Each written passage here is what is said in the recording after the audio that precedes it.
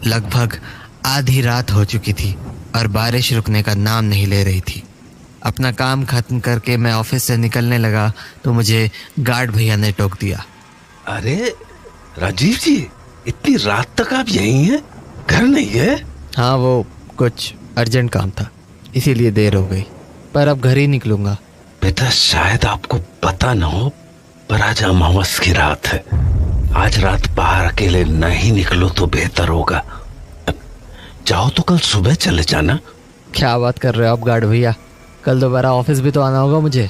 बेटा, बात मानो मेरी, आज रात अकेले मत जाओ। घर पे कुछ काम है भैया, जाना तो पड़ेगा। तो एक काम करो, कुछ देर रुक जाओ, मेरी ड्यूटी खत्म हो जाएगी, फिर हम दोनों साथ निकल लेंगे। अरे भैया, काफ़ी लेट हो जाएगा मुझे, और कल ऑफिस भी तो आना है। मैं निकलता हूँ, आखिरी बस आती ही होगी, वो छूट गई तो दिक्कत हो जाएगी मुझे। चलो, गुड नाइट। बेटा रुको। देखो, मैं जानता हूँ कि आप मुझसे ज्यादा पढ़े लिखे हो और आपको इन बातों पे ज्यादा भरोसा भी नहीं होगा, पर फिर भी ये अपने साथ रख लो। ये क्या है? माता का अंगार है, मेरी पत्नी ने मुझे दिया था। इसे अपने साथ रख लो, ये आपकी रक्षा करेगा। अरे भैया, क्या अभी? बेटा, बात मानो और इसे बस अपने पास रख लो। ठीक है, लाओ। मैंने वो पोटली अपने जेब में रख ली और वहाँ से निकल गया। बारिश बहुत ज़्यादा होने के कारण आसपास कोई भी नहीं दिख रहा था, तो मैं वहीं खड़ा खड़ा बस का इंतज़ार करने लगा। रह रहकर बादल बहुत ज़ोर से गरज रहे थे और मुझे आसपास मेरे अलावा कोई दिख भी नहीं रहा था। कुछ देर वहाँ खड़े रहने के बाद मुझे अंदाज़ा हो गया कि शायद आखिरी बस भी निकल चुकी है। तभी अपनी दाईं ओर पर मुझे एक आदमी दिखा। अंधेरा ज़्यादा होने के कारण उसका चेहरा तो ठीक से नहीं दिख रहा था, पर उसे देखकर ऐसा ही लगा कि वो इसी बस स्टॉप की तरफ आने वाला है। मैंने इस बार अपनी गर्दन बाईं तरफ मोड़ी, पर पूरी सड़क सुनसान थी। मैंने दोबारा उस आदमी की तरफ देखा, पर वहाँ पर अब कोई भी नहीं था। मुझे ये बात काफ़ी अजीब लगी, क्योंकि अभी थोड़ी देर पहले मैंने वहाँ पर किसी को देखा था। मैं इस बात को समझने की कोशिश कर ही रहा था कि मुझे उस तरफ से एक कैब आती हुई दिखी, तो मैंने कैब को रोकने के लिए इशारा किया, पर वो कैब मुझसे आगे निकल गई। तो मैं हताश होकर दोबारा उस तरफ देखने लगा, पर तभी मुझे अपने पीछे गाड़ी के ब्रेक की आवाज़ सुनाई पड़ी। पलट कर देखा तो वो कैब रुक चुकी थी। मुझे लगा चलो अच्छा है, कुछ तो मिला। मैंने एक बार फिर पीछे की ओर देखा कि कहीं वो आदमी वहीं तो नहीं है जो मुझे कुछ देर पहले दिखा था, पर वहाँ कोई नहीं था। तो मैं कैब में जाकर बैठ गया और ड्राइवर को अपना एड्रेस बता दिया। SBI कॉलोनी भैया। कैब चल दी। गाड़ी थोड़ी ही दूर आगे बढ़ी थी कि मैंने ड्राइवर को पूछा, अरे भैया, ये आते हुए कोई आदमी दिखा था क्या? उसने मेरी बात का कोई जवाब नहीं दिया। तो मैंने दोबारा पूछा, भैया? नहीं देखा। अच्छा, अजीब है। कुछ देर पहले मैंने किसी को देखा तो था, पता नहीं कहाँ गायब हो गया।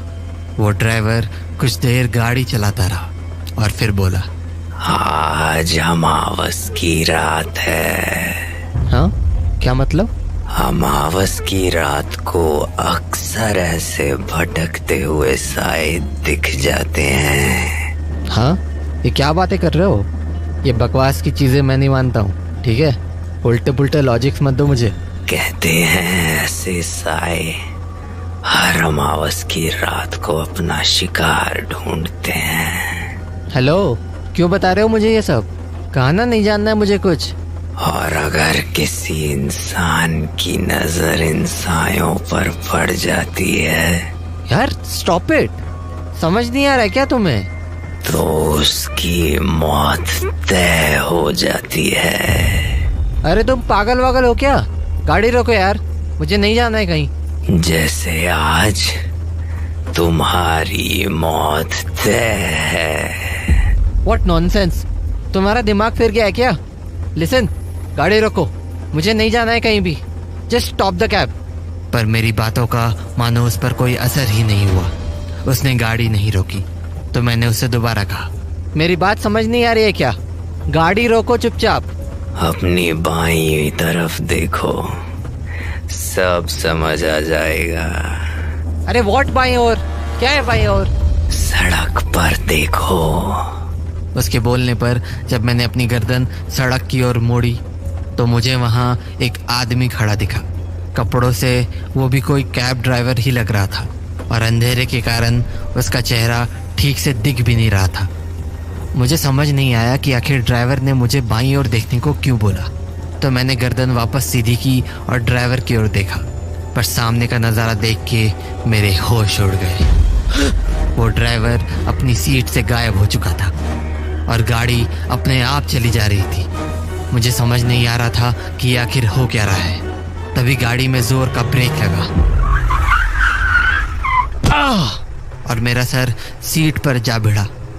मैंने आंखें खोली तो देखा कि वो ड्राइवर पीछे मुड़कर मुझे ही देख रहा है और फिर उसने मुझसे कहा, साहब क्या हुआ?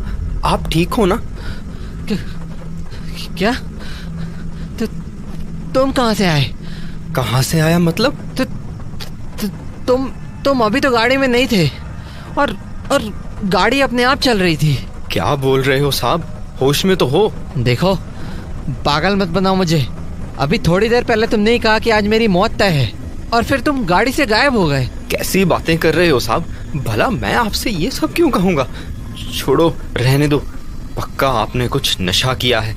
आपकी सोसाइटी आ गई है। मेरा भाड़ा दो और जाओ। उस ड्राइवर की बात पर मुझे अब भी यकीन नहीं हो रहा था। मेरा मन ये मानने को बिल्कुल तैयार नहीं था कि जो मेरे साथ हुआ वो मेरा कोई वहम था।